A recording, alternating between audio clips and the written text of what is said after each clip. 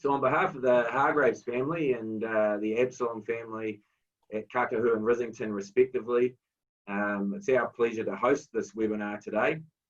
It's the first time, I think, for all of us we've hosted a webinar, so bear with us if there's any difficulties or we're navigating our way around. So we have had planned to have Lee down here at Rissington in the North Island and Kakahu in the South Island, but obviously with the current circumstances that became impossible. So this was kind of the best we could do in the circumstances. And while this webinar is designed for a New Zealand audience, we have a number of people on and from around the world, fellow cattle producers, other people in the sector from different countries. We'll attempt as Kiwis to speak slowly and try and avoid some of the slang that we use in this part of the world, so that you can all understand the presentation and the panel discussion as well. On our panel today, we have Tom Hargraves. Just wave out, Tom. And Daniel Absalom. And up to the top left is our keynote speaker, is Lee Leachman. Just before we get started, we encourage questions and aim for a bit of a panel interaction at the end, and Lee may call on us during the presentation. I think if it's informal, you'll get the best value out of it. So please send through questions. We've had a number of questions already emailed in for those who are going to watch on demand later. But for those that want to ask questions during the presentation, all you do is just hover over your screen, and you can do that now again with your cursor, and you'll see at the bottom right in the middle there's a chat box, and if you just keep hovering and you press on that chat box, that'll bring up where you can ask a question. And just so you know, the question will come through to the panelists. It won't go out to the public.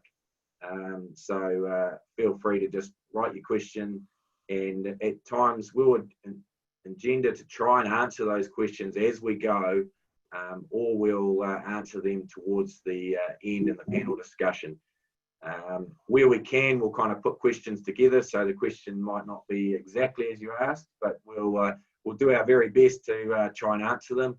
We're aiming for about an hour by the time we've presented and had some discussion, but we do have a little more time after that, so we'll try not let you go away without questions answered.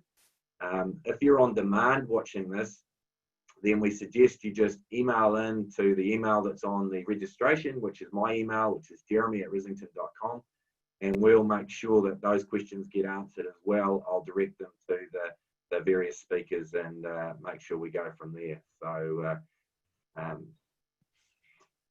that should cover off questions. So the agenda today is, shortly I'll hand over to Lee, but it was all about some game changes that we saw coming.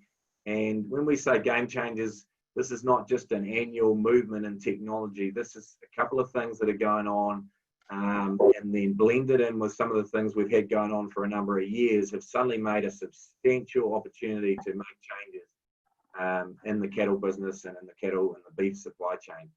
And so we're really excited to talk to you about these today from a New Zealand perspective, but we appreciate that these would apply in most cattle producing regions around the world. And so it's exciting to have Lee here. Lee I'll get him to introduce himself. We in the Absalom family know him well, and Tom and Gerald Hargraves have certainly got to know him a little bit over the last year or so. So it's exciting to have him. We've been working with him for more than 30 years, and they one of the largest cattle breeding operations in the world. So Lee, without any further comment, I'll hand over to you and your presentation. Great, thank you, Jeremy. Great to be here, and I don't have any jet lag. I don't know why, but that's one of the advantages, which one of the only advantages of this format is the avoidance of jet lag. But Great to have the audience today, and we're excited about the information we're going to be sharing today. Maybe just a little backdrop for those of you on the line that haven't heard about our organization. We are based in Fort Collins, Colorado, and we're basically a bull selling company. We market about 2,000 bulls a year, or hope to this year, barring any major further disruptions from the coronavirus. And we raise composites and Angus and red Angus and also Charolais. And everything we're going to talk about here today, we put to practice in our own herd. We primarily sell our bulls to larger ranchers in the western half of the United States. Interestingly, they would many of them would farm in country that's similar to yours. Probably the primary difference would be that most of the places where we're raising cattle would have substantially less overall rainfall than does most of New Zealand. So from that standpoint, you know, we're running the cattle maybe in even more extensive conditions and somewhat challenging conditions over the winter. But we're going to talk about today kind of just the overall outlook for the beef industry globally, and in particular in New Zealand, and some things that are on the horizon, really that have come over the horizon. They're really here today, that are making it really exciting going forward. So without any further ado, we'll go ahead and jump in on that. And if my mouse will advance. Well, there's the first issue. Okay, so let me just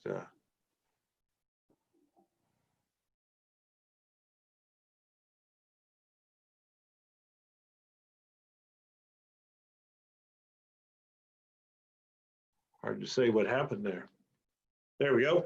So as we look at the industry globally, you know, I think we're getting a lot of pressure, and all of us on the webinar today would have experienced these in a number of different formats, but obviously there are societal concerns associated with the environment and the impact on climate change and even dietary guidelines and animal welfare, and we've taken our fair share of criticism or even whether it was constructive or destructive on each of those issues.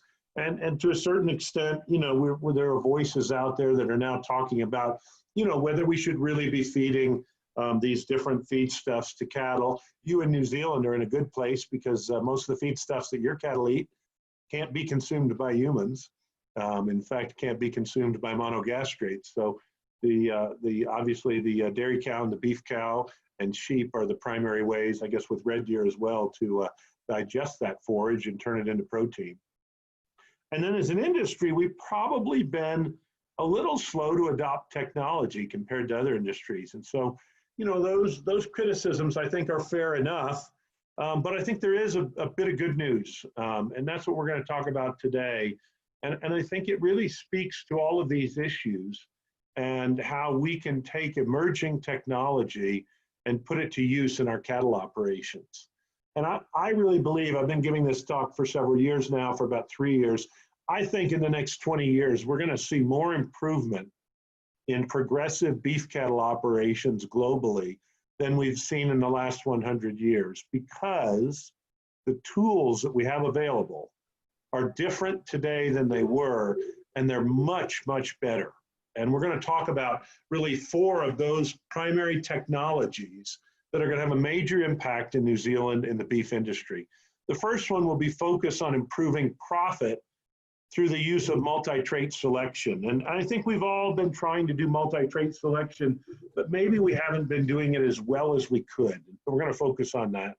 We're going to talk about measured feed efficiency, this idea of actually measuring what the cattle consume.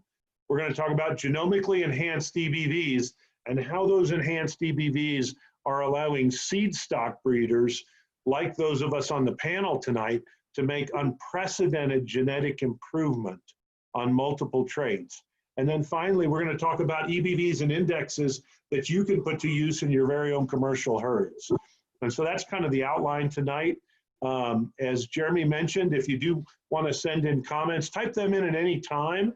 They're going to go in and we'll come back around and answer those as we go. In fact, if if you put in a particularly pithy one, maybe Jeremy will interrupt me and do it as we go, because it is very informal today and we're pretty casual about all that. So we're going to start right out and talk about this idea of focusing on improving profit with multi-trait selection.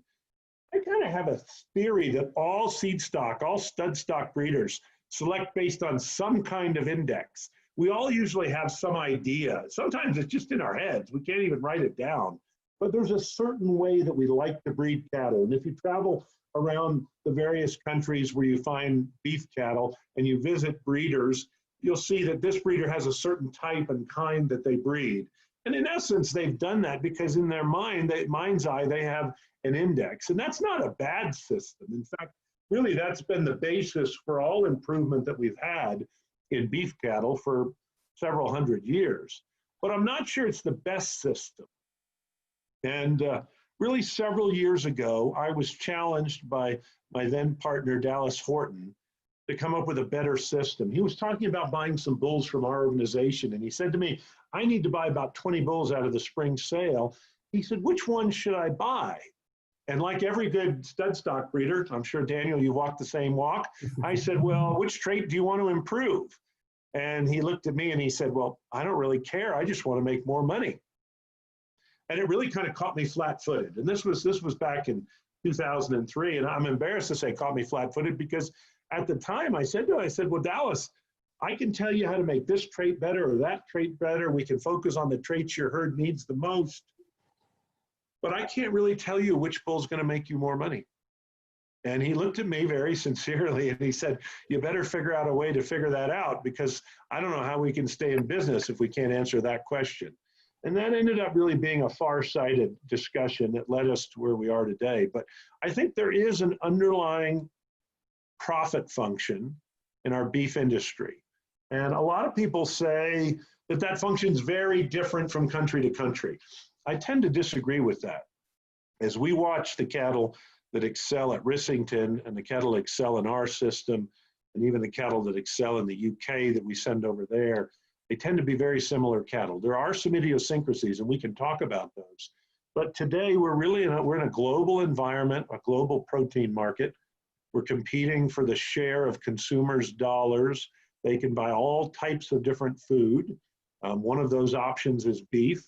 And we have to make it affordable, we have to make it socially acceptable, and we have to make it tasty. And we're going to use basically forages and some small percentages of grains to finish those cattle. And we're going to harvest them at about the same weight, at about the same age, and sell them into marketplaces that value them similarly. And so I think when we get all done with that, these underlying profit functions are more similar than they are different.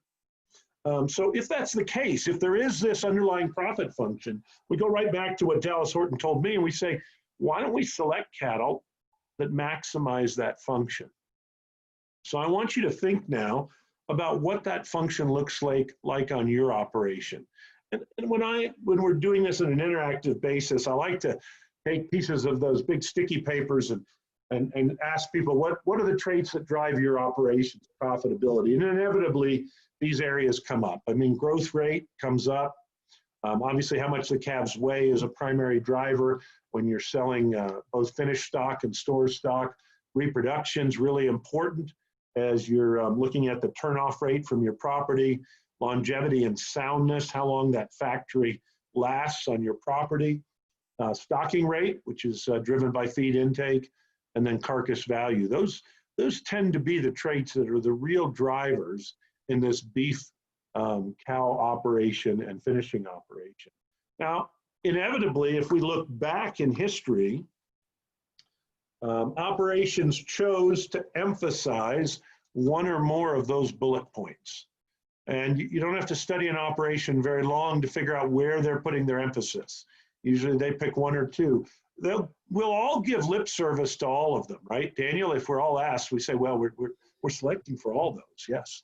But the truth is, we tend to kind of zero in. And I see that very clearly with a lot of my commercial customers. They would come to the farm and pick out a bull, and they would say, I'm not going to buy a bull that's less than this number on weaning. Or I'm not going to buy a bull that doesn't have this much ribeye area.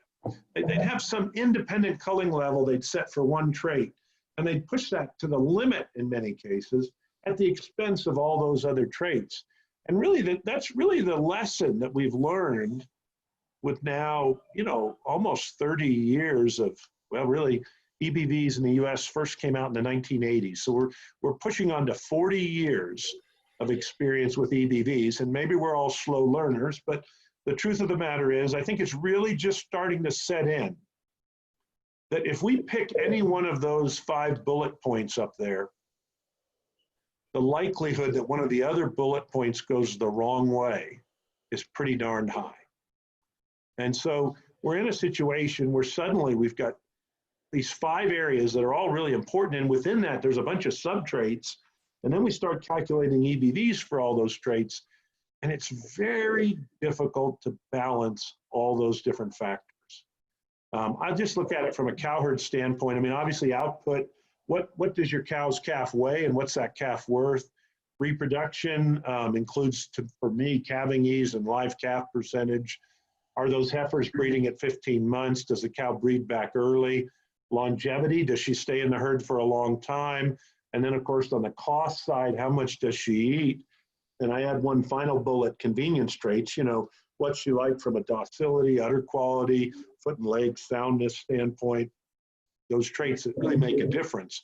And we know what we want on each of these traits, right? We want more calf weight, and we want the calf to be worth more. We want easier calving. We want her to breed earlier.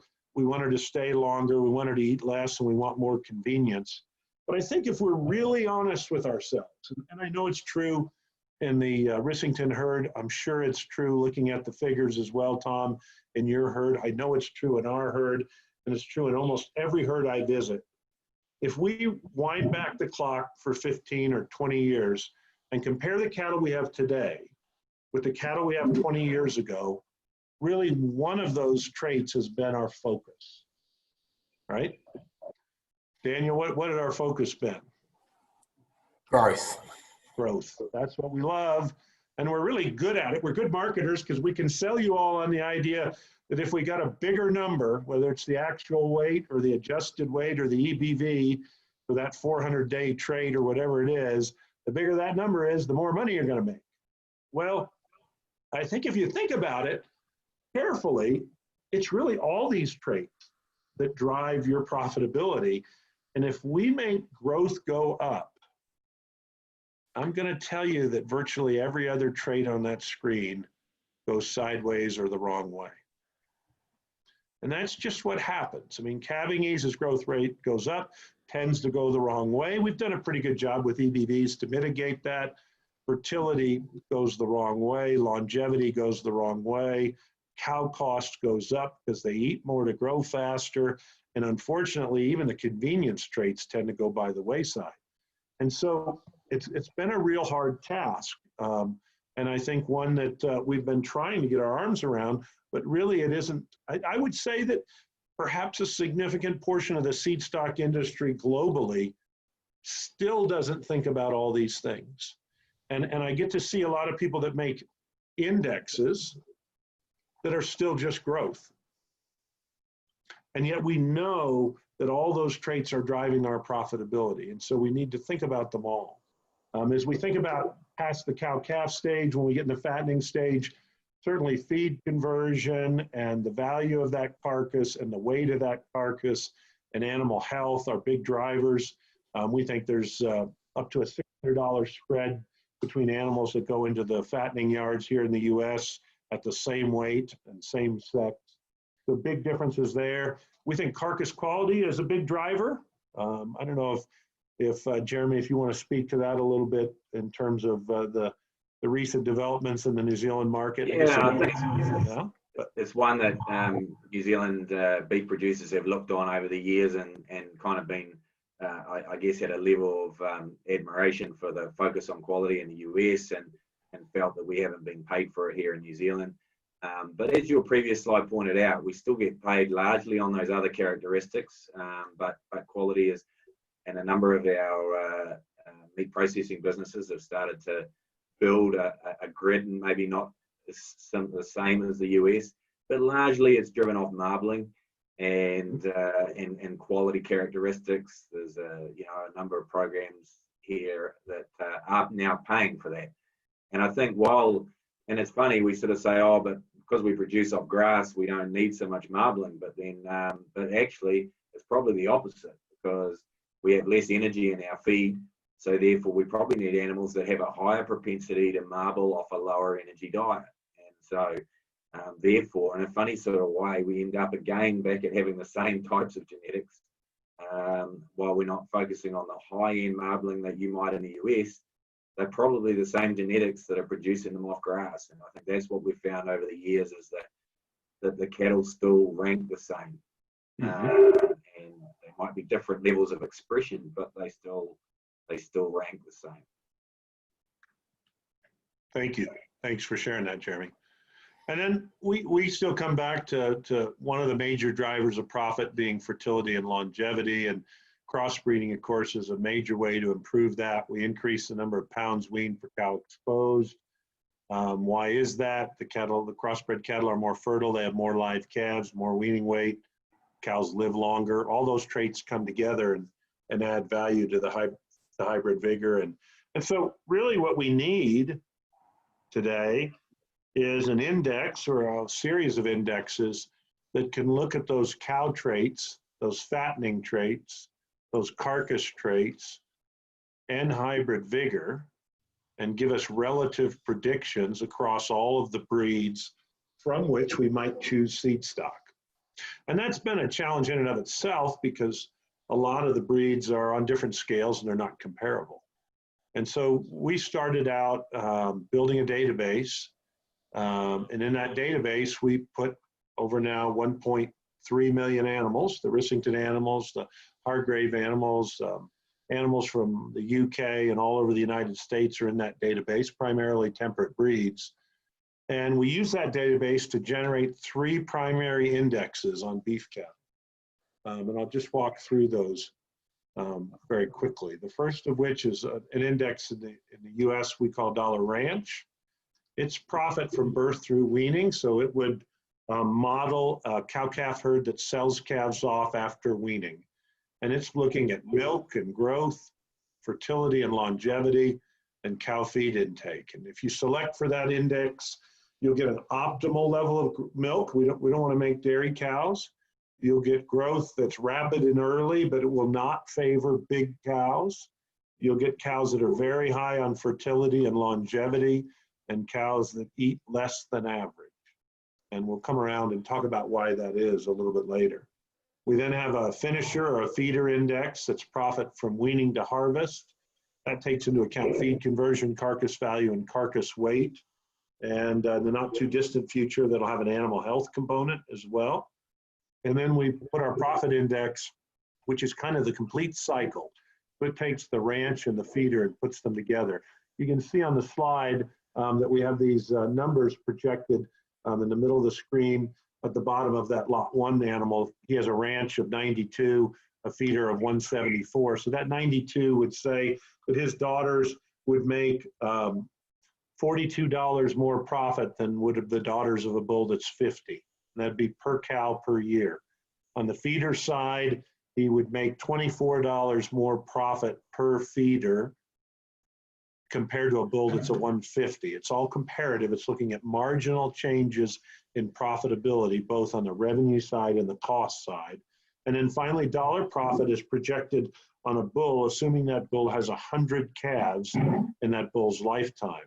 And so a bull that's 25,000 on the index compared to a bull that's 15,000 would produce $10,000 more profit over 100 calves. And so that would translate into $100 more profit per calf. And that index really kind of measures your bottom line. And it's important to note, it's not just output. It's also the cost side. And I think as an industry, as we chased growth, probably the thing that we did the least good job at compared to our competitors and other species is really studying what was happening on the cost side. And the reason for that is that we really couldn't measure it. We turned these cattle out And it wasn't like we were hand feeding them to know what they were eating. We didn't know what they ate, nor did we have a way of measuring that. And of course, as Jeremy said, that there are some things that have really changed, and this is one of them. Lee, just before you go on to that particular question is around, how would you compare, what would be the primary differences between dollar profit and say other Angus breed indexes? Is a question here on what would you think that the primary differences would be? And you've obviously got Angus indexes in the US, and as most countries have, but all breeds are tending to have them. What do you think the primary differences are now between dollar profit and those indexes? And it sort of says, is it just around feed efficiency? I think that maybe you answered this slide, but Yeah, I think this slide, if you take this slide back and compare it to the indexes you're using, the 2 points that generally jump out of the woodwork are fertility, feed intake, and hybrid vigor. Those would really be the 3 big drivers that are missing in most of the indexes. And people ask me how to weight the index, and the indexes are weighted based on real world numbers. They're based on real world numbers for the cost and the output and the value of the output and the incentives that are in the marketplace. And we find, as I tell people, look, if you sort on an index and you sort the highest bulls in the breed, and you look at that index and look at the top 20 bulls in a breed or in a population and say, boy, there's no way I would use most of those bulls, then it's not a good index, right? Because it didn't push the bulls to the top. It sort of has to make sense, right? I mean, at the end of the day, you look at that index and say, does that make sense? Do those cattle look like the cattle that we all know from our decades of experience in the industry actually make a profit? And I think what we find, by and large, we have seed stock breeders. I think we've got now about, including the producers in the UK, we've got about 170 different seed stock operations using dollar profit, basically in Australia, New Zealand, the US, and the UK right now. And what's been most interesting to me, all of us are very opinionated, okay? I mean, Daniel's opinionated, Jeremy's opinionated, Tom's opinionated, I'm opinionated. All breeders are opinionated, okay? And the breeders we have using it here in the US are certainly no exception to that rule. But when we've given them this index, what I've been most surprised by is that I haven't had people come back to me and say, you know what, this doesn't make sense. I don't really understand why that animal's on top. I don't really think that animal makes more money than this animal that's way down here in the middle. And that's been a big surprise to me, because I thought we would experience some of that, and we really haven't experienced hardly any of that. And to me, what that says is that we're really looking at the right kind of balance of those traits. And I think at the end of the game, it's really getting the balance right. The other thing that we do that's quite different from almost any other index that I'm aware of is on a lot of these traits, we say there's an optimal point, okay? Most indexes say more is always better, okay? I'll give you an example. We use a lot of Simmental cattle in our system.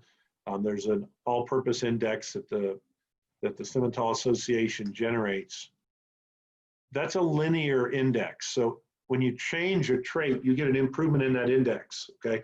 So as an example, if you took the birth EBV from +2 to 0, that gives you an increase in that index.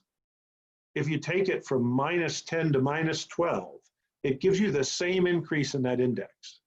Now, those of us on the line who've used Simmental genetics would say, there might be a value in going from 2 to 0. There might be value in going from 0 to -3, but there's not much value. In fact, there may be negative value in going from -10 to -12. Okay, we're going to make those cattle too small on birth. They're going to be not viable. We're going to have trouble. We're giving up too much growth to get that. Well, nearly every trait we measure has an optimal. For sure, milk does. For sure, carcass weight does, right? I mean, we don't want them just bigger, bigger, bigger. We want them as big as the market wants them at the age that we're going to harvest them. So all these traits have optimals, and our index takes that into account because it's actually a simulation model. It actually does a partial budget, mating each animal to a typical animal to calculate that. So without getting any further into the weeds, I think those are some of the major differences. But really going back to the heart of the matter, I mean, one of the major differences is that we're collecting a lot of feed efficiency data, and we put that data in to a profit equation. In other words, we say, in New Zealand, that beef is worth X dollars per kilogram on a live weight basis, and the feed costs that went into that cost ABC, and we calculate the profit. And we calculate that based on data on the animals going through these growth safe systems. This is actually the system that's at Rissington. I don't know if you guys want to make any comments on it while we're here, but basically what this system does is each bunk has a scale under it. Each animal has an EID reader. You can feed about 8 animals per bunk, and over a 50 to 70 day period, we get a very accurate prediction of the relative amount of feed each animal's eating. Now we say it's relative. Obviously, how much they eat depends on how old they are, how big they are, depends a little bit on the weather, it depends on the feed ingredients. But within that pen of bulls that we're looking at today, I don't have the actual date on my hand. Daniel, you probably know the answer to this, but there's big variation in how much each of those bulls is eating. And when we put these bunks in place, and we started doing this, we did this first in groups of 8 or 9 without the bunks. And we did that in 2004 and 2005. Then we built our own bunks in 2009. And then the university nearby put growth safe bunks in about 2012. And boy, no matter how we measured it, there were huge differences amongst the animals. And what we would find is some animals were eating a ton of feed and not gaining that much more. And there, of course, were animals that didn't eat much feed at all and didn't gain. And then there were some really unique animals that didn't eat very much and gained a lot. And as we started putting that information into EBVs and calculating intake and factoring into what that intake was worth, we found great differences. And we've done this now with the database has over 28,000 animals in it. It would be one of the biggest feed intake databases in the world, probably next to growth safes. It would be the largest. And so we're calculating all that. So why is that feed intake so important? Just got a question here from, once again, someone who's going to watch a little later. They said, how do you correlate the high quality feed from the bulls that are in the growth safe to a cow that then is out on the low quality feed out in more hill country? Yeah, obviously, and you guys know that to be the case. You guys are measuring for primarily a forage diet, and you're measuring those bulls on a pretty high forage diet, and so it ends up there's really no way to simulate ad lib consumption and measure it, unfortunately, yet. We'd all like to have these bulls out on grass and be measuring what they eat, but there's no way to do that very easily. So we simulate that, and I make the analogy to people. It seems to work. You know, I mean, you guys probably can't gather from the webinar, but I'm a fairly large individual, and everybody, all the other panelists have been around me when I eat, and I eat a fair bit. And it really doesn't matter what kind of food you put in front of me. I eat a lot, no matter what the diet is. And cattle tend to be the same way. We see the same thing, that cattle that eat a little, whether we have them on forage or on a finishing ration. Actually, the differences we see tend to be more on the growth side. When we go to a high finishing ration, that favors a biological type that's larger and heavier muscled. When we're finishing on grass, that favors a biological type that's a little bit smaller framed and a little easier fleshing. And so we do get a little bit of re-ranking on the growth EBVs, but really the intake EPD is a pretty good predictor. Clay Center did a study. They've done studies where they've measured the male calves on an 85% concentrate ration and the females on an 85% roughage ration. And genetically, the lines rank very similarly, in very high rates of genetic correlation. They've also done a study where they do heifers before 12 months of age, so in that early growing stage, and then they actually take the cow out of production at 4 years of age, dry her up so there's no milk difference, no fetal difference, and then they feed those cows again, and they get a very high correlation between the rankings on feed intake of those mature cows and those heifer calves. And so it looks like these are very robust predictions. And in particular, where we're measuring these seed stock primarily on roughage rations, it's going to be a good predictor on grass. I'm very confident of that. I don't know if you wanted to add anything to that commentary from your side, Jeremy or Daniel. There's a question around, do the US cost side work in the New Zealand model? And I think that kind of partially answers that question in terms of, in the end, there's a slight variation in what we see, and we've done a little bit of work and we'll continue to refine. And part of what you're going to talk about later with our partnership with Zoetis, we've got an opportunity to actually do quite a lot of refinement over the coming years. But I suspect that'll come when we really start to stretch out the different types of bulls and the different types of animals. It's an interesting thing though. Remember, we're looking at a partial budget, right? So we're looking at revenue minus cost. And so the really important thing in that model is the spread between the revenue and the cost. And when you look at those spreads between the UK market and the US market and the New Zealand market, they're different, but they're not very different. In fact, we run a specific UK model for the UK system. And when we rank the bulls, the correlation on the index using their economic weights and our economic weights still comes out at about 80%. And what you'll find is, unless things are just way out of kilter different, in other words, if you say, well, the cost of feedlotting in New Zealand is way higher than the value of the finished animal, well, then you're going to get very different animals, very different answers. Because then you basically put an animal in and finish it quickly, as quickly as you can. But other than that, you tend to get very similar things. And remember, we're all harvesting the animals at about the same age, at about the same weight. So we're accruing about the same rates of gain. And that keeps it pretty close. But I think we get into the weeds if we go any further than that. But yeah, my thinking is that it's most appropriate when you start thinking of terminal size. Yes. That's where the differences will be more significant.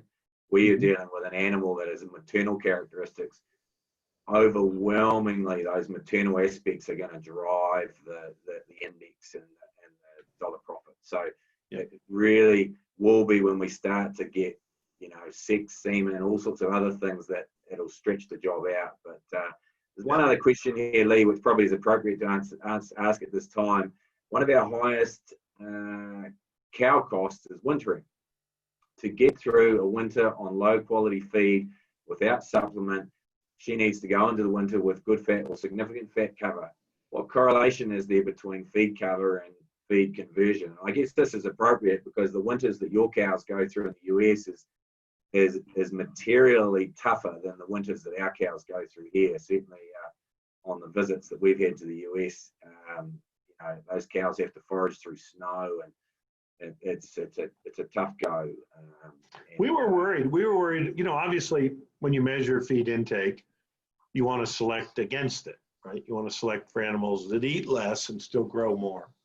And we were worried that as we did that, maybe we would change the doability of the cows over the winter. We were worried we would change the healthiness of the animals. We were worried we would change fertility. At this point, we're not seeing any negative relationships there. The model that we have encourages, if you select for that dollar ranch number, you'll get high fertility, easy fleshing, moderate framed, low intake cows. Those are the cows that come to the top of that index, and almost any way we do the math, that's the right answer.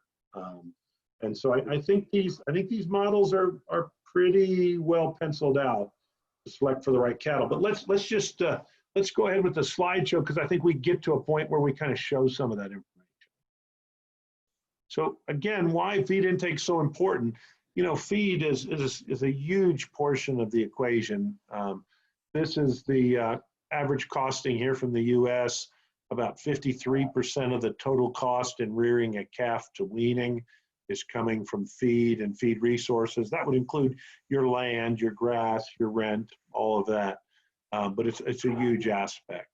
And obviously we know that our competitors in both the swine and poultry industry have made tremendous progress on feed efficiency. These are 1957 chickens compared to 2001 chickens. Obviously they're a lot growthier than they used to be, and they're a lot heavier muscled than they used to be. But what we can't see from that slide readily is that row of chickens on the bottom ate the same amount of feed per day as the row of chickens on the top. That's the math. The chickens on the top ate about it works out that they ate about a kilo more of feed per kilo of live weight gain to achieve it. And so they end up eating the same as the chickens on the bottom. So they've made a lot of progress. How did they do that? They did it by measuring the trait. And so, you know, we go back and we measure bulls. This is a great slide. These are two bulls born the same week in the same pasture here in Colorado. They were weaned the same day. They went on the same rations. About 70 days after weaning, they went into a growth safe bunk. They were fed the same ration. We weigh them during their time in that growth safe every week. So we're watching what they weigh and we're watching what they eat. By the time they reached yearling time, they were within 10 kilograms on their 365-day weight. But when we measured what they were eating, the bull on the left was eating 7.7 kilograms per day of dry matter, and the bull on the right was eating 19.1 kilograms of dry matter. And that's a difference of 4,000 kilograms over a 365-day period.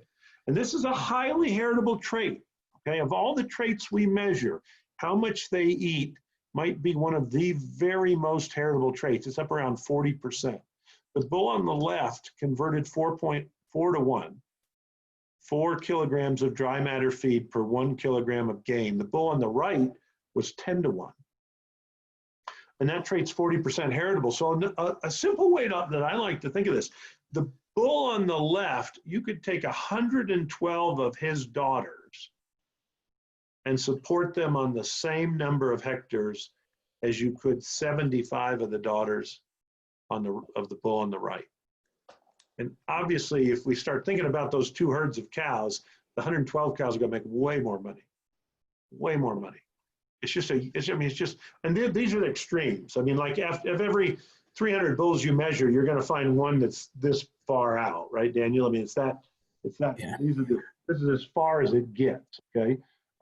But those differences exist out there, and certainly as our viewers go out and pick in the marketplace for bulls, they could unknowingly be buying either the bull on the right or the bull on the left. And so it's super important to know, because obviously we want daughters out of the feed efficient bull. And that's why measuring this and then putting it into an index and showing the value of it is so super critical. Jeremy, why don't you just tell them where this number came from? I asked Jeremy to work up what a 10% reduction in cowherd feed intake did to profitability on a New Zealand operation. Yeah, this was a simple example. We got a local farm consultant here in New Zealand just to do a simple exercise of based on our benchmarking of sires across New Zealand and the US, and looking at the sires we use that are in common, we can see that there's at a minimum, there's a 10% feed intake advantage by using the average bulls out of our herd now. And that's after nearly 10 years of selection, and certainly a very intensive last 4 or 5 years. And a selection for these characteristics as part of this balanced trait. And so really we just dropped in the Beef and Lamb New Zealand, which is our levy paying organisation numbers, and looked at that characteristic and just said, well, what's that worth on an annual basis? And you know, it actually, funny enough, and we didn't derive it this way, although the cynical people might think we did, but you know, it's about the amount you'd invest in bulls on an annual basis for a herd of 100. You know, you need one new bull a year probably for a herd of 100 cows. So it's around a $6,000 advantage, you know, per year. So you know, it's pretty significant, and this is only in this one particular trait. So you can see how it magnifies out when you start simulating these combinations of characteristics. Absolutely. We don't want to select for just one trait, but this is an important trait, and it's one that a lot of people ignore. I mean, we tested remember we go back to that question about the Angus deal. There was a Angus sire. When we go out and sample semen on Angus sires that weren't tested in our system, we may not know very much about their dry matter intake. We tested a bull who was projected to be on the high side on intake, and we tested about 20 of his sons in a contemporary group of about 150 bulls. And their dry matter intake average was 32 pounds a day, which is, I think, right at about 14.5 kilos a day. And they were weighing about 400 kilos at the time. And that would be about 4 kilos above the average of the contemporary group. So here was a major sire that the Angus indexes say was one of the top 20 bulls in the breed. And when we evaluated him on this additional trait, the financial ramifications of eating that much more feed was so detrimental financially. I mean, it's way bigger than this 10% swing we're talking about. So this difference is pretty conservative. So we have to measure that. And let's not forget, you know, there's a carbon discussion going on out there, and I know that's pretty active in your country as well. But, you know, we're going to be measured on the units of carbon that we need, the amount of methane we produce per unit of output.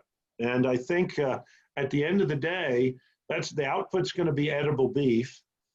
And we're going to see, so how are they going to calculate that? They're going to look at how much carbon is used by the cow, and that's going to be directly correlated to the annual pounds of feed that cow consumes.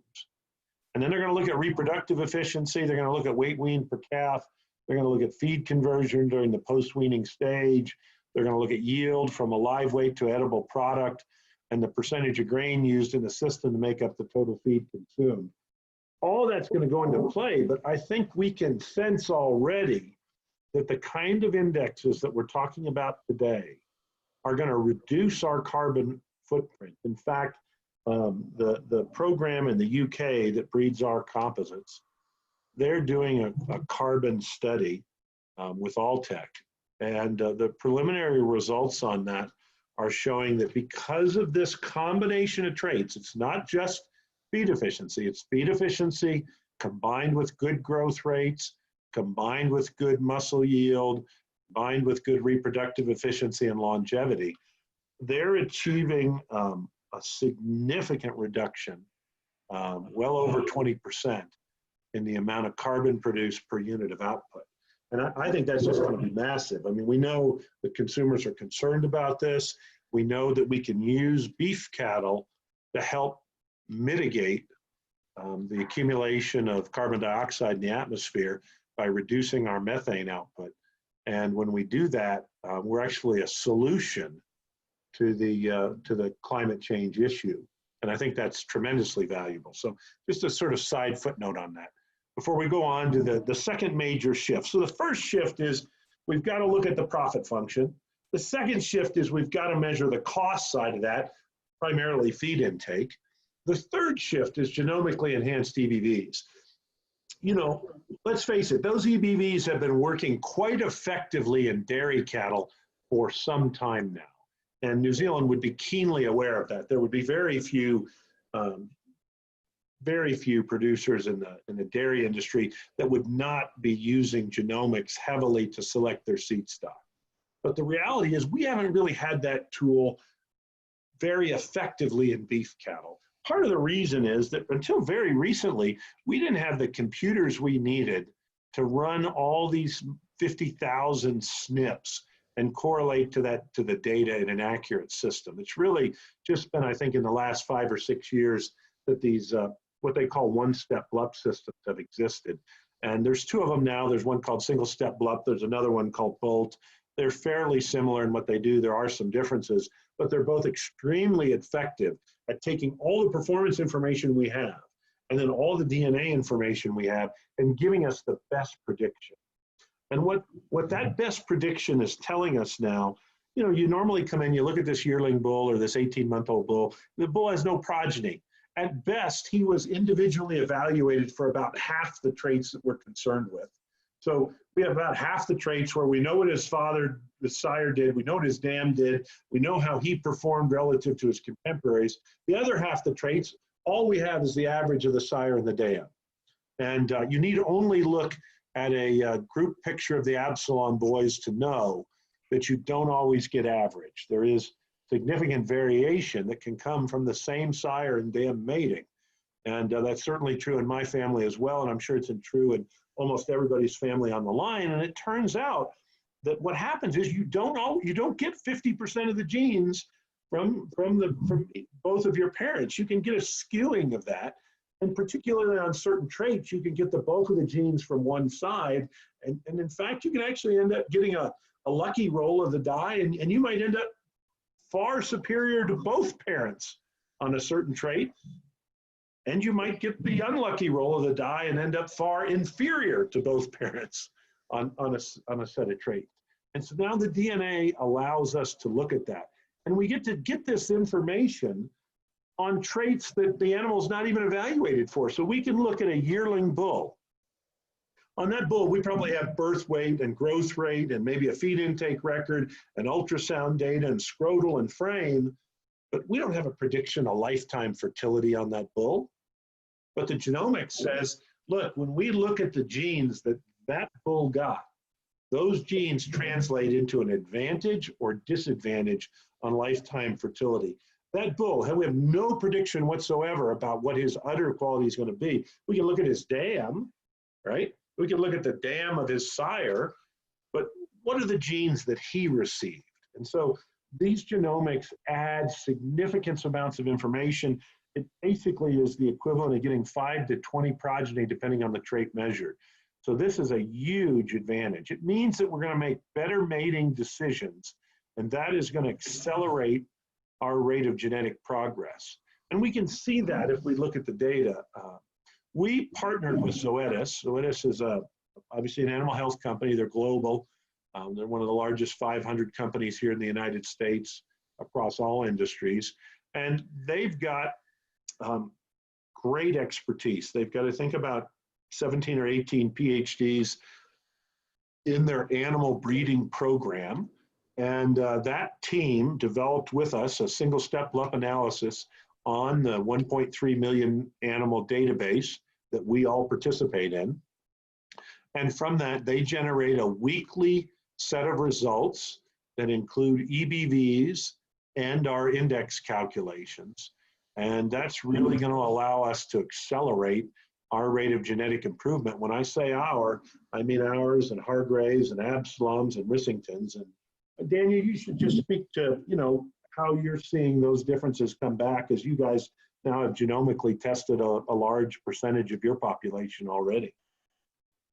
Yeah, well, it's really interesting. I mean, what it's done previously, we've looked at cattle and worked out where the mean between a sire and dam is and know what sort of range we're looking at in the progeny. And what the genomics has done is spread that data. So we can now look with more accuracy at these animals that are outliers and look to multiply them up. So it's exciting because we can have animals that may even be full sibs. So same sire, same dam, yet biologically very different. As Lee said, some may have inherited more of the genes from their sire or their dam, and now we know that. So it takes a little of adjusting from what we had previously to now, but it's extremely exciting because it's just that much more accurate, and especially on all these maternal traits, which are extremely important. And most of these maternal traits on a bull take at least 10 years to gather in the traditional sense. Could you hear the alarm going off in the car across the street? I can control a lot of audio things, but I really can't control that. I don't know who's stealing a car. I hope it's not mine. But we'll continue. So we've, this genomics is super powerful. It's worked in dairy cattle. It's obviously going to work in beef cattle. And I think it's just going to allow us to go much faster. I look back, this is a genetic trend on profitability within our Leachman herd. It shows that back from 1985 to about 1990 on this trait we call dollar profit, we didn't make any progress. That had nothing to do with genomics. We just weren't measuring all the traits. We were making the cattle grow faster, but we were losing as much on the non-growth traits as we were gaining on growth. Then we had kind of a nice long period from 1995. You can see it kind of ebb and flow. Out here about 2005, we started using the index. There's actually a slight change that occurred there. But then you can also see a very sharp change in the last 3 years. And what's caused that, when you make genetic change, almost always your highest genetic merit animal is going to be young. So it's just kind of always the way it is, right? Think of anything we do. I mean, always the best at any sport or at anything. There's always some young up-and-comer that's going to beat and surpass all the world records, right? I mean, it's just the way it goes. And it certainly happens that way if you're improving, okay? So as the mean goes up, the quality of the best animal is even higher. The question in all of our breeding programs is, how much do we want to bet on those young animals versus those proven animals? And we make those trade-offs every day. All of us do. Those of you in a commercial herd, you're kind of stuck. You get all unproven animals. But, unless you're going to use semen and step back and use a proven bull, right? But in our herds, we have to decide, are we going to take semen out of this 15-month-old young bull and breed half of our herd to him? Or are we going to use those older bulls that are 4 and 5 years old that are proven? And what genomics has done is not only identified the outliers among those young animals, but it gives us much more confidence that their predictions are correct. And so that allows us to change our mix of sires, and it accelerates how rapidly we improve. And that's something that the commercial herds get to take advantage of. So it's an effect, and it's an effect that comes from having that increased accuracy from genomics. Now, there's an even greater effect from these genomics, and that is the effect of having EBVs and indexes on commercial herds. We know that all of you keep replacement heifers. You probably have all different systems to do it. Some systems would be based on strictly visual appraisal. Some systems might select the earliest born heifer calves. Some herds might have a particular set of mother cows from whom you keep the daughters. Other herds might try to collect data. You might take weights and maybe even scan the heifers. There's lots of different ways to do this, but by and large, compared to the data that we have in our seed stock herds, you don't have very much data, okay? If we go back and look at the progress we made in our seed stock herds, when we had your level of data, change was very slow, okay? It's really today with genomically enhanced EBVs that we can make rapid change, right? But what if we could give you predictions on your commercial heifers that were like that? What if we could predict the growth and the milk and the carcass traits, the lifetime fertility, udder quality, disposition, all these traits on your young heifer calves by simply taking a tissue sample at birth or at some vaccination stage, whatever stage you wanted? We could dramatically alter the information you have and help you select the ones that are going to be most profitable in your particular operation. And that's where we are today. Again, this is not tomorrow's technology. This is today's technology. But with Zoetis did their global launch of a product called Inherit. And Inherit is a product that they will sell to commercial farmers to evaluate their commercial females.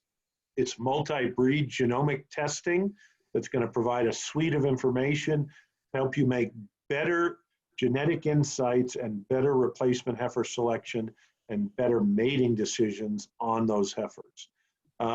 Jeremy, you want to talk any about that? I know that that's something you guys. Yeah, I mean, we're going to need to keep moving, just given the time frame and all the questions coming in. It's all I can say is this test is going to be released very soon with Zoetis. We work closely with their team. It's going to be around the $55 mark, so you might want to just talk a little bit around the ROI for the commercial farmer. I say around, it's going to be $55 to test your commercial heifers, and that's going to be available to customers of Rissington and Kakahu in a very short space of time. So in order to select yearlings for this coming year into the herd, and also to select their calves for the next round, and also, as Lee, as you know, there's other seedstock herds in New Zealand that have talked to you and us, and that may join the program at some stage as well. So it's we want a big tent. We want a big tent. This is something that's going to help the whole industry. So here's the traits you're going to get back for that $55 test. You're going to get birth, weaning, yearling, docility, scrotal circumference, teat nutter composite score, milk, mature weight, yearling weight, dry matter intake, feed to gain, which is a conversion prediction, carcass weight, intermuscular fat for marbling, ribeye area for muscularity and fat thickness. Zoetis is offering 3 indexes in that system: their total return index, their cow-calf index, and their feedlot index. And then we also add in our dollar profit index and dollar ranch index, and you also get a tenderness prediction. And we're involved in the R&D on all these products. We've been working with Zoetis for about 10 months to put it together. We've tested some commercial herds here in the US and a few in New Zealand as well. What is shocking is how much variation there are in these traits within a herd. In our seedstock herd, we've had predictions on most of these traits for a long time. We've culled out the bottom animals. In most commercial herds, those animals have gone undetected. We didn't have the data to find them. They perpetuated themselves. You had the odd, unfortunate combination of sire and dam that propagated that, and some of those animals stay in the herd and produce a lot of progeny. So you get tremendous variation in this. When we talk about the return on investment, really what we have to think about is how you're making those selection decisions today. We'll come to that in just a minute. The other thing you're going to get is you're going to get a prediction of the actual breed composition, and with that comes a prediction of the heterosis. And as we mentioned earlier, that's a big advantage. We cannot predict animals from Indicus, dairy, or Wagyu blood very well in this test today. We can predict Angus and Red Angus, South Devon, and Hereford, and come up with a prediction of the Angus percentage, the other British percentage, and then the continental percentage, primarily stemming from Simmental, Gelbvieh, Limousin, and Charolais, which would be the most prevalent European breeds in New Zealand and also here in the US. And so those predictions will actually come out and show you what those animals are composed of breed-wise, and they'll do a very fine job for those predictions. And then there's also a piece to it where you can go in and test your current sires. If a sire comes from one of our herds that's already in the database and already genomically tested, they'll automatically tell you if that animal, which sire that animal's out of. Now, you may have sires in your commercial bull battery that don't come out of a tested herd. You do this Inherit Connect, and that's a very discounted price that Zoetis is extending just to make sure that we can connect the parentage in the system for you and tell you which females are coming out of which bulls. And that increases both the accuracy of the predictions on the females, but it also tells you which bulls are doing a good job and which ones aren't. So you get all that, but the best part is you look at this set of heifers and you say, which one am I going to keep? How do you know which one's going to be more profitable over their lifetime? In typical herds, we're going to keep about 40% of the heifers and we're going to sell about 60%. So we're going to sell that bottom group. How do we know if we're making the right decision on that? Unfortunately, when we make that decision, more often than not, if we think about there being a great variation within the herd, these animals that are best represented by the 2 green plus marks, those animals that are in the middle by a single yellow plus mark or gold plus mark, and those animals that are really the worst producers are those ones with the red circle on them. Unfortunately, when we cull our 60%, some of the best animals are being culled and some of the worst animals are being kept. And we know that because we've all kept replacement heifers only to have them not breed, only to have them not rebreed, only to have their udders fail, only to have them raise a lousy calf. I mean, just for the host of reasons going on. So what we're talking about doing is you come in and do that genomic test, and by doing that, you get a little different sort in the animals you keep. Sure, there's still going to be some animals that don't perform at the very top, but the likelihood that you get those bottom producing animals in your replacement pool changes dramatically. And what we see, and the way I do it is I just take right off the bat, I take those commercial herds and I sort on dollar ranch. Remember, dollar ranch is the change in cow herd profitability per year, okay? And I say, what's your average? And now what is your top 20% if you select it with the genomic enhancement? And very easily the difference between average and top 20% is $10, $15, $20 per cow per year. And so you get a 3-year payback on that genomic investment and that cow that's going to be in your herd twice that time. Plus it's cumulative because obviously the daughters out of this sort are going to be much better than the daughters out of the random sort that you're going to make without information. And then you have the ability to then further custom mate that selected information on those cows. You might take a sort of those cows and say, this is a really good set of females, but I'm going to put them with a couple of bulls that are going to fix that problem that those cows have and make a better offspring. So it's a really advantageous system. We see it. I'm going to show you some herd examples here in the US of what's going on.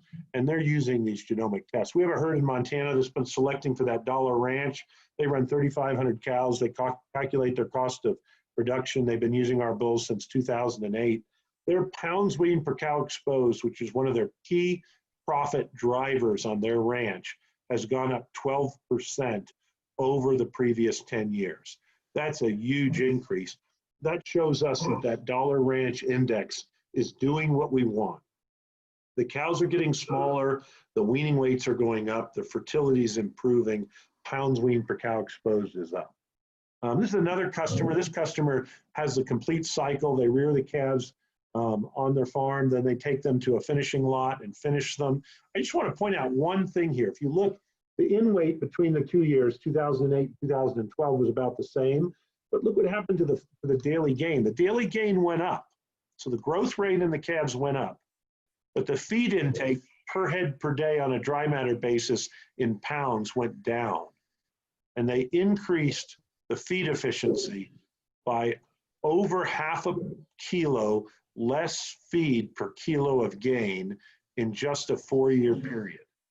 And they also improved a host of other traits. So it's really possible. I got another example in here about carcass quality. Here's a herd that's actually one of the first herds to adopt. Well, this LU herd has been doing genomic testing. This herd that we're showing right now was the first herd to come to us and test with Zoetis at the Rolling Hills herd. I mean, they're sitting now at 61% prime on the carcasses they're harvesting. That yielded them $169 premium last year over the average marketplace on those animals, just based on quality grade, which is huge. And so, you know, it's just bringing this incredibly powerful technology to bear in a commercial environment without any of the cost of collecting the data on the individual animals. And I think that's one of the big beauties of the system. In our seed stock herds, we spend literally hundreds of dollars per head to measure all these traits. The feed efficiency record alone, I don't know what do you guys pencil that in at, Daniel and Jeremy, in terms of your invested cost per feed efficiency record you generate? Caught you unaware on that, didn't I? Yeah. Sorry, I was just reading some of the questions. Actually, there's quite a few here to get answering on. Just run that to me again. What do you figure it costs you per animal to test them in the Grow Safe system? Well, we're in our second year, and we've just noticed the improvement even in 1 year, from 1 year to the next. And but your cost of collecting that data, it's probably what, $50 to $70 a head, maybe? Yeah, just pure. Just that one trait. Just that one trait. Pure and so, cost. you know, we're investing an enormous amount of money. I say we, all the people that are in the database, at measuring all these traits. And then a commercial herd gets to step in with Inherit and get very accurate predictions on their commercial herds on the whole host of traits. And if you go back, I love this slide that shows all the traits, because I think that's, I mean, just look at all the information you get. And again, we're involved in the R&D pipeline on this. There's about 8 or 9 more traits that are coming within the next 2 years. So, I mean, it will be the most complete information and prediction. And of course, the accuracy of those predictions, the closer you are to the seed stock that are in the database, the more accurate those predictions will be. So if you're using bulls from Rissington and Hargraves, those predictions are going to be very accurate. If you're using bulls from a breed that's not in our database, those predictions are going to be much less accurate, and the system's going to show you that. If you're using Angus or Simmental or Charolais, any of the breeds that are in our database, you're going to get very accurate predictions. If you step off into a breed that's not in the database, then it's not going to give you as accurate a prediction, and they're going to show you that that accuracy is lower. So you'll be able to see that.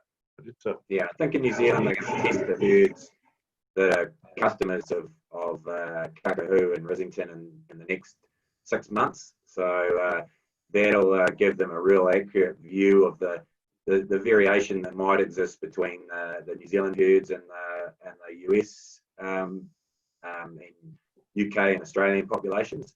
So that'll allow them to refine that with the idea of launching in 2021 across the whole sector. And it's you know, it's obviously really exciting. Just so thanks, Lee, for all that. We might just quickly get to some questions. Obviously, we've been trying to answer them as we go, so it's taken us a little longer to get through. But maybe just Tom, there's a question here for you. Just someone said, so what made Kakahu join the Leachman group? You want to give a quick answer to that, given you're relatively new to the system and what process you went through? Yeah. Thanks, Jeremy. I suppose that slideshow summed it up, to be fair, why we joined. It's the information and I suppose the resources that we can tap into and I suppose benchmark us against 1.2 million cattle in the database, which is pretty powerful. And looking at the graphs and where it can take you exponentially over the next few years, where it's gone from 2015 to 2020 now, and so from 2020 to the future, we feel is such an opportunity that we couldn't miss out on. We've always been selecting for mature cow weight and growth and carcass quality. So I suppose with the added predictability that genomics can give us, and with obviously going back into the database that we can do with the dollar profit, that's going to give us a lot more predictability for our clients. And I suppose another big key thing for us was the Inherit select that we can do for our clients, and the ability for them to make those selections, because we feel, even though we're going ahead, if our clients can do that with us, they will by buying bulls, but they can do it even more on a bigger scale by being able to select their heifers, which we saw in those slides and what Lee was saying. So, yeah, in a nutshell, that's pretty much why we felt it was imperative that we joined. Yeah, and you and Gerald, your father, obviously went up and with Guy Sargent and a whole group of New Zealand breeders, and I think Daniel hooked you up with Lee, and you guys had a visit there too, didn't you?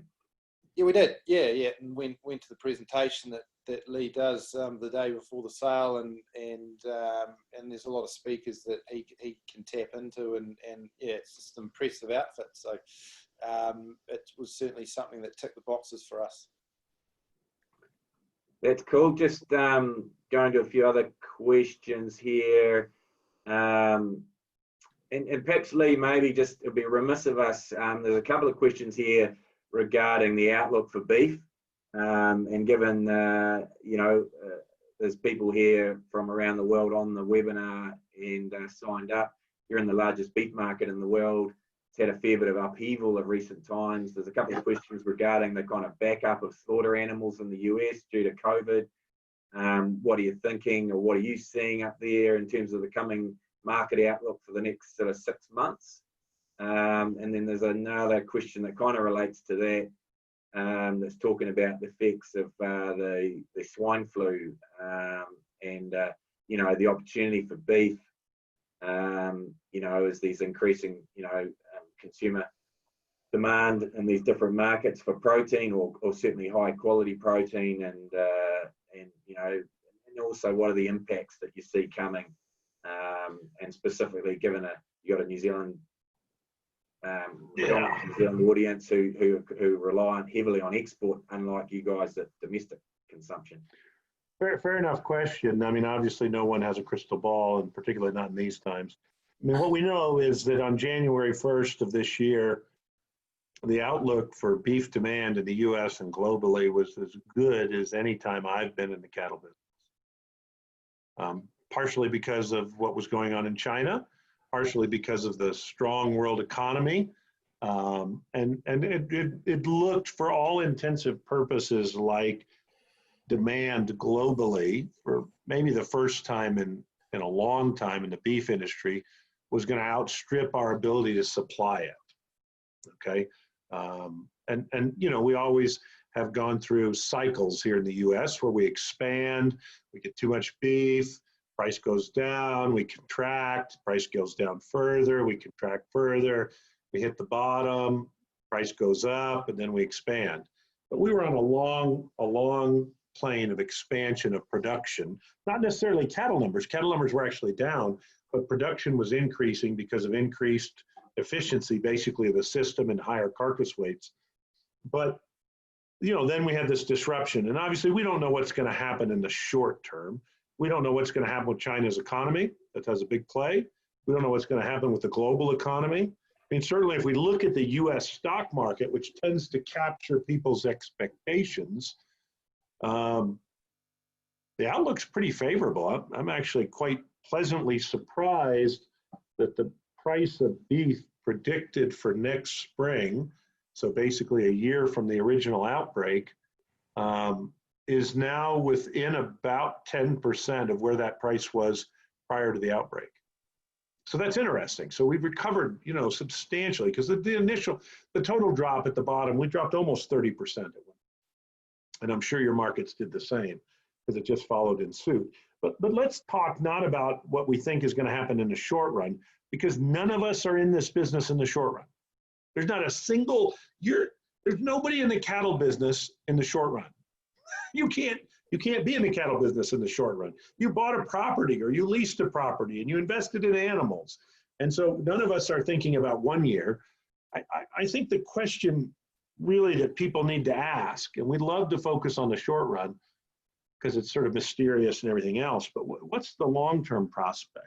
I want to say that as a cattle industry, because of this technology, because we have the ability today to make our product taste better and do it more cost effectively and do it in a more environmentally friendly way and suit our consumer demands better than we have in the past, that at the high end of the quality market, there is a tremendous opportunity for producers in New Zealand and in the US. I would say, I would argue, I mean, I'm sure there's all kinds of perspectives on the call. Some people on the call probably say, I want to be a low-cost producer. I appreciate that. That large customer of ours, the IX, they have that idea. Be a low-cost producer of a high-quality product. Nobody on this call wants to compete with the countries that produce beef the cheapest. Okay, I don't know if we have Brazilians or Paraguayans or people from South America on this call. I'm sure they can produce beef at a lower cost than we can or than you can. I'm sure of that. And I don't want to compete with that. I want to make a better product. I want to make a safer product. I want to make a more quality assured product. I want to make a higher traceability product. I want to make a product that eats well every time. I want to make a product that has lower greenhouse gas emissions. And that's really what this is about. I mean, this is about taking the technology we have today and creating cattle that are materially different on a host of traits that give us an opportunity to maintain sustained profitability over a long-term period. And I think that's the opportunity. And, you know, it's not like pigs and chickens. In pigs and chickens, if we think about what happened, everybody adopted the technology. You had to, or you were out of business. In beef cattle, that's not going to happen.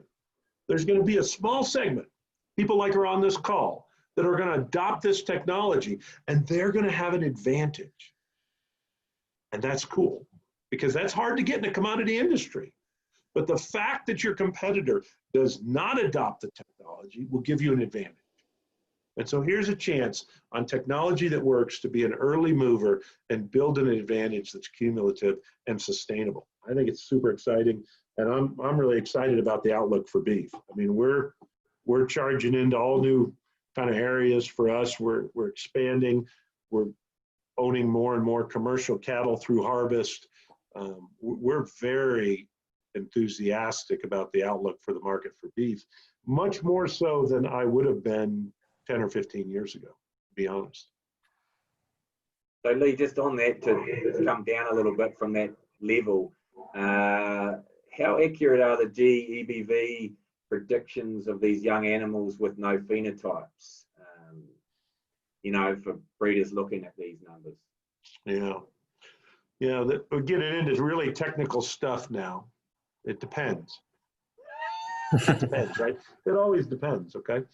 On our seed stock animals, who are very closely related in the gene pool, right? We have DNA on the animal, we have DNA on the animal's relatives, we have DNA on the animal's parents, we've got lots of observations.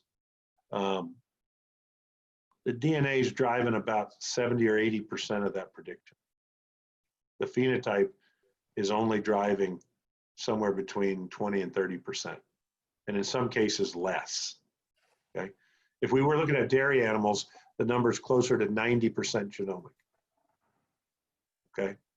So again, in these commercial herds, if you're closely related, so the message there is, if your bull breeder's in this system, or if your bull breeder gets in this system, you'll have that same level of prediction without the phenotype.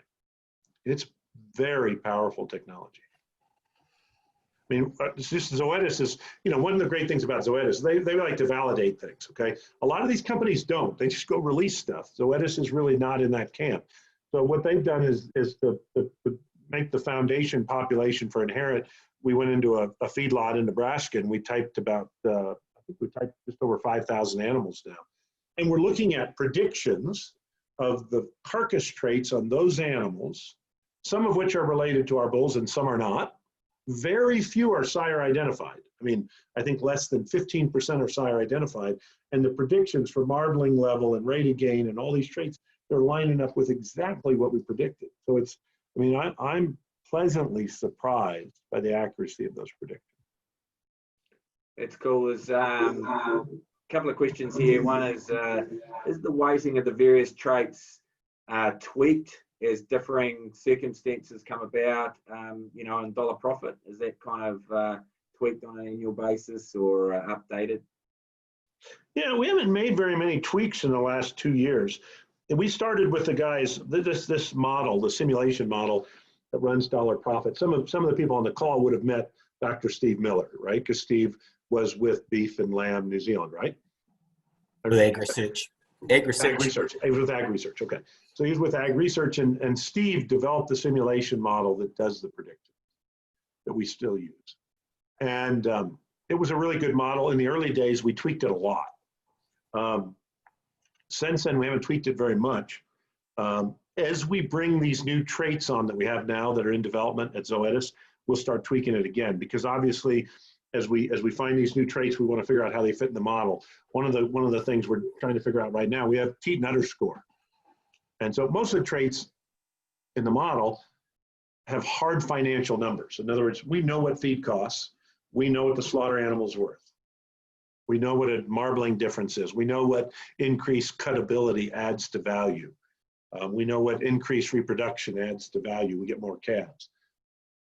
Teat and udder score is obviously important, but how do we put a dollar value on that? How do we measure that? So we're trying to figure out some of these more qualitative traits and if they go into the mix. And then there'll be additional quantitative traits that will factor directly into the index. The next trait that's coming is a trait called stayability. Stayability is the percentage of females that are still in the herd at 6 years of age. It's a great prediction for longevity and fertility. And that'll be the next trait out. And the great thing on this system with Zoetis, if you run your cattle now and 2 years from now, you want to go back and look at those females, you go to their website and pull it down, all these new EBVs are going to be there. You get them on the old animals. As those animals, they're real time in the database being calculated, and when that new trait's added, you get those predictions on those new traits. So it's going to be a big advantage. And you get updates. So if we learn something from Rissington's herd about a young sire or the sire of a young sire that you're using in your commercial herd, and that changes the predictions in Rissington, that trickles into the predictions on your commercial herd, and that's real time on a weekly basis. So it's a great system. And is the weighting of the various traits, oh, sorry, that's the other one I've just answered. Is there an optimal level for dollar profit? Or you think we're just going to keep on going? No, what there is, and I think this is the power of being in the group. And Tom, I'd say in the long run, it's really how we benefit the most from each other. And that is that there are a group of seed stock producers around the world who spend a fair bit of time looking at and studying their cattle. And I would say, you know, there are a lot of good breeders that aren't in the system, but the breeders that are in the system are good. And they pay attention and they measure things. And what we're all looking for is, as we select for these indexes, I had a slide and on Tom's prompting, I took it out. He said, you don't want to depress people, but you know, almost every index that's ever been created on any species of livestock has led to a problem. In chickens, they made the chickens grow so fast their legs wouldn't support them. In pigs, they made them so lean that the taste went out of it. In dairy cows, obviously fertility was a problem. These are all consequences of rapid genetic change. The strength of this group is that you have this elite set of breeders around the world studying these cattle. And our job is to be the watchman on the wall. Our job is to see that change. We're not sitting in an ivory tower. This is not somebody at Zoetis running an index who never gets out and sees a cow. We're real breeders, putting real data in on our animals, seeing what happens. And when we see something we don't like, the first thing we do is we go to Zoetis and say, hey, we got a problem here, we think. How do we get our hands around it? And then we got a team of, you know, over a dozen geneticists that help us then get our arms around that. One of the problems that we're running into, one of the things we're finding in Angus cattle and feedlots in the United States is that these high growth cattle actually grow so much that they can't get enough oxygen and they die late in the feeding process. And I would assume that that's happening in feedlots all over the world, but it's particularly the case where we've selected for rapid growth. And so we're starting to figure out ways that we can select for the heart and lung capacity of those animals. And so that's going to be a big advantage.